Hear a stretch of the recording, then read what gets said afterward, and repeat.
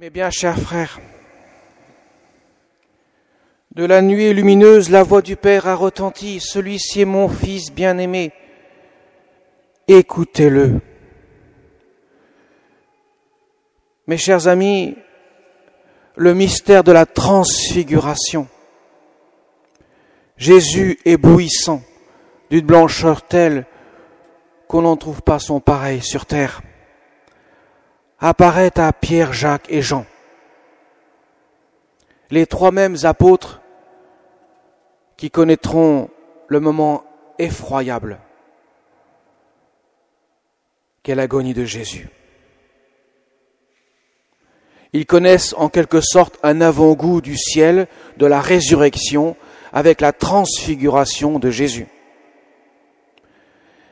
Ils ont besoin de fortifier leur foi avant de connaître la dure épreuve de l'agonie de Jésus. Les trois seuls qui seront témoins de ce mystère insondable, ineffable, tant il paraît grand et effrayant en même temps. Mes chers amis, non seulement Jésus va apparaître dans cette gloire de lumière, de cette blancheur éblouissante, donnant l'image même de la résurrection, mais en plus il apparaît avec deux personnages qui sont époustouflants par leur grandeur, par leur réputation de l'Ancien Testament. Pour les Juifs, pour un bon Juif, Moïse et Élie sont deux sommets, pourrait-on dire, de la révélation divine. Moïse, celui qui a fait sortir le peuple hébreu de l'Égypte, celui qui a été l'instrument de Dieu pour la libération du peuple opprimé depuis 430 ans, celui qui va recevoir les tables de la loi sur le mont Sinaï, celui en quelque sorte qui va préparer le retour du peuple en Palestine, même si lui-même ne foulera jamais la terre promise. Moïse a donc une réputation incontestable, et tous les Juifs, pharisiens, sadducéens, chefs des prêtres et scribes revendiqueront d'être à l'école de Moïse. Ils appliquent, selon eux, la loi de Moïse. Et Élie, celui qui est transporté sur un chariot de feu, le seul personnage avec Enoch qui ne sont pas morts physiquement dans l'Ancien Testament. Ces deux personnages ne connaissent pas la mort. Élie est emporté sur un chariot de feu, disparaissant à la vue de ses contemporains. Élisée prendra le flambeau. Et voilà que Élie et Moïse sont en discussion avec Jésus, et on connaît même le thème de la discussion. Ils parlent de la montée de Jésus à Jérusalem, cette montée qui va culminer, pourrait-on dire, par le mystère de la passion du Christ, le Golgotha, et bien sûr, 3 jours plus tard, la résurrection. Autrement dit, ces deux personnages, ceux qui préparent précisément la venue du Messie tant attendue par le peuple élu, eh bien, authentifient en quelque sorte que c'est bien lui que nous devons attendre. Et en plus, comme si cela n'était pas suffisant, le Père signe de sa voix, « Celui-ci est mon Fils bien-aimé, en qui j'ai mis tout mon amour. Écoutez-le, celui que j'ai choisi de toute éternité, celui qui m'égale en toutes choses. » La voix du Père se fait retentir pour la seconde fois, 3 ans plus tard, à quelque chose près, puisqu'il s'est fait retentir une première fois lorsque Jésus a été plongé dans le Jourdain par Jean le Baptiste, révélant en quelque sorte que celui-ci était bien celui tant attendu, celui qui commence maintenant cette mission d'évangéliser, d'annoncer l'évangile qui se conclura sur le Golgotha et la résurrection le jour de Pâques. Mes chers amis, donc Pierre, Jacques et Jean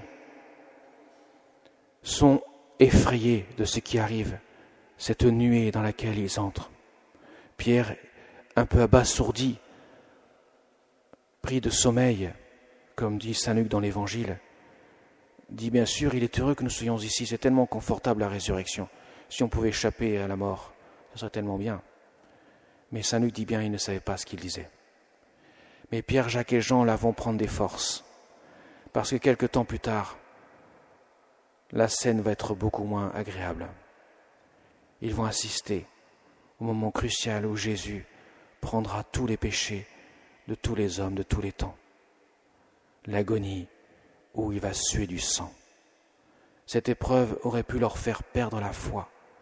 Voilà pourquoi Jésus les a renforcés avant. Imaginez un instant, mes chers amis, si vous avez un parcours du combattant, nous sommes dans une ville de militaires, tombe bien, un parcours de combattant, et si vous savez qu'à la fin du parcours, il y a une carotte juteuse, ça vous aidera quand même à le vivre de manière bien plus agréable que s'il n'y a rien au bout. Eh bien, c'est pas que Jésus voulait donner une carotte à Pierre, Jacques et Jean, mais il a voulu les soutenir dans leur foi. Et pour qu'ils puissent témoigner de ce qui s'est passé. Aussi bien cette transfiguration de Jésus, dont ils ne parleront pas avant la résurrection du Christ, mais également l'agonie de Jésus. Cette agonie où ils voient Jésus à terre, où ils entendent Jésus prononcer ces paroles, « Père, que cette coupe passe loin de moi, cependant non pas ma volonté mais la tienne. » Mes chers amis, cette épreuve du Christ, ne l'oublions pas, la Sainte Église de Dieu la vit aussi.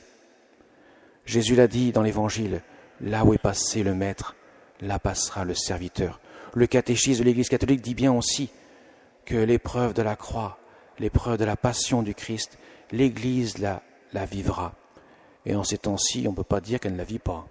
Avec tout ce que l'on entend, tout ce que l'on voit, ces choses terrifiantes qui touchent l'Église dans ses ministres, des choses abominables. On peut dire que l'Église traverse une période difficile. Et Benoît XVI l'avait dit que l'ennemi le plus redoutable n'est pas à l'extérieur, il est à l'intérieur. Mes chers amis, tout cela, cet épisode de la transfiguration que nous avons le 2e dimanche de Carême, doit nous donner la force de la foi, cette certitude que le Christ n'abandonne jamais son peuple, n'abandonne jamais celui qui met sa confiance en lui. Aujourd'hui, mes chers amis, c'est la vertu de l'espérance que nous devons cultiver, cette 2e vertu que nous recevons lors de notre baptême. L'espérance est là, même quand il n'y a plus aucun espoir. Elle est là. Et croyez bien que ceux qui étaient au pied de la croix, car les 3 apôtres, le seul qui demeurera au pied de la croix, c'est Saint Jean. Même Jacques et Pierre, pourtant, ils avaient assisté à la transfiguration de Jésus. Ça aurait dû leur donner encore plus de force. Mais non, ils n'étaient pas au pied de la croix. Même Pierre l'a trahi, son maître. Mais Jean est resté là. Et ils ont assisté. Ils ont vécu ce moment douloureux où à vue humaine tout paraissait terminé, où tout paraissait être un échec cuisant. Et c'est au moment où l'échec semble plus cuisant, une fois que Jésus a rendu le dernier soupir de sa vie, que la victoire est totale, que le règne de Satan est détruit dans sa racine même, une fois que le Christ, son cœur est ouvert, laissant jaillir la miséricorde infinie, l'eau et le sang, qui sont le symbole même de sa miséricorde divine. Mes chers amis, voyez, même dans les temps difficiles, même dans les épreuves que nous pouvons vivre, chacun personnellement peut avoir des épreuves extrêmement difficiles à vivre. Que ce soit la maladie ou la perte d'un être cher, ou tant d'autres choses encore. Il ne faut jamais désespérer. L'espérance est au cœur de la vie du chrétien. Elle doit être forte, afin que nous puissions traverser dans la foi ces épreuves et que nous puissions aussi traverser dans la foi, afin que nous puissions recevoir le don de la miséricorde de Dieu, le don de l'amour de Dieu. Si l'homme est trop sûr de lui-même, il ferme son cœur il se repose sur ses forces.